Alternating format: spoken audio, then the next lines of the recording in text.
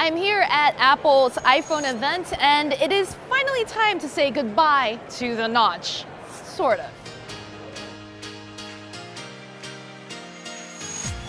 The company has just introduced a new series of iPhone 14s, and the iPhone 14 Pro and the Pro Max are the models that have done away with the horrendous looking notch cutout that people have hated for years. In its place, however, the company's introduced something new called the Dynamic Island. This is a pill-shaped cutout that houses the front camera still, but it also has software built in that will make that black space expand and contract depending on what you're doing to make it just much more useful. And even though it's not a real full screen experience, with the Dynamic Island, this does feel much more like a full screen phone. So we're looking at the smaller iPhone Pro model right here. This is the one with the 6.1-inch screen, and obviously the biggest difference is the notch is replaced by this Dynamic Island, and you can still kind of see the camera over in the cutout. And one of the changes here, in addition to the lock screen that we just saw, is that now you can actually use the Dynamic Island to do stuff. Right now I don't have anything sort of using it yet, but when I do long press on it, it animates just a little, it expands and contracts a little bit. There's a bit of a haptic feedback you can feel. When you do use it for activities like recordings and stuff, and you swipe out of it, you can see that it expands to take up more space on the screen. And if you tap on it now, you either go back to the app, or if you long press on it, you can see that it expands to take up the top section of the screen as well for fast controls. This also works a little differently with different things like Apple Music. If you start playing a song on Apple Music and you long press it right there, of course, while you're still on the app, you won't see more controls, but if, say, you went over to Safari and you long press, you get to see the playback box. So I'm holding up my iPhone 13 Pro over on the right and the iPhone 14 Pro on the left. You can see they really don't look that much different. The cameras may look ever so slightly bigger on the new model, and that's about it.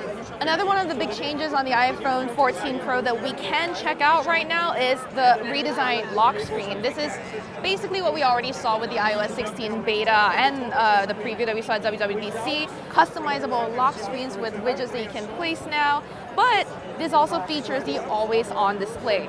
You can see that right now it's sort of dim, and then if I were to kind of lift it up, the wallpaper animates and lights up again. So Apple, with the A16 Bionic in this phone, is sort of intelligently managing how much to keep your phone on so you can see your stuff. But if I do leave it asleep for a little bit or leave it untouched for a little bit, it does dim after a while. So it was still very visible. I'm not sure how much this will tax the battery. This is something we'll need to test out in the real world to find out. But generally, it's just like a very refreshed look for the Pro series of the iPhone. So on the back, there is a 48 megapixel primary sensor now that has just a larger sensor as well. We're not going to get a lot of really good testing samples from here right now. I mean, I could show you the different lenses that are available, but this is something that we will want to get a review unit out in the wild to check out. But here's kind of what you can look at for the moment. Like the iPhone 14 and 14 Plus, the new iPhone 14 Pros also have the photonic engine for better photos in low light, as well as action mode for better video stabilization. But cinematic mode here gets an upgrade and now supports 4K resolution at up to 30 frames per second for higher quality DSLR style videos. The new features that Apple introduced, like emergency SOS or crash detection, are also available on the Pro model phones as well. Despite the new always-on display, Apple says the iPhone 14 Pro models can still offer all-day battery. And this might be thanks to the fact that it uses the new A16 Bionic chip, which is designed on a 4-nanometer design process. The iPhone 14 Pros also retain the same starting price as the predecessors, with the smaller 6.1-inch phone starting at $999 and the Max starting at $1,099. You can pre-order them starting September 9th, and the phones will be available September 16th. But of course, before you go spending your money, make sure you give us some time to test these phones out in the real world so we can verify things like performance, how useful some of these new features are, as well as battery life.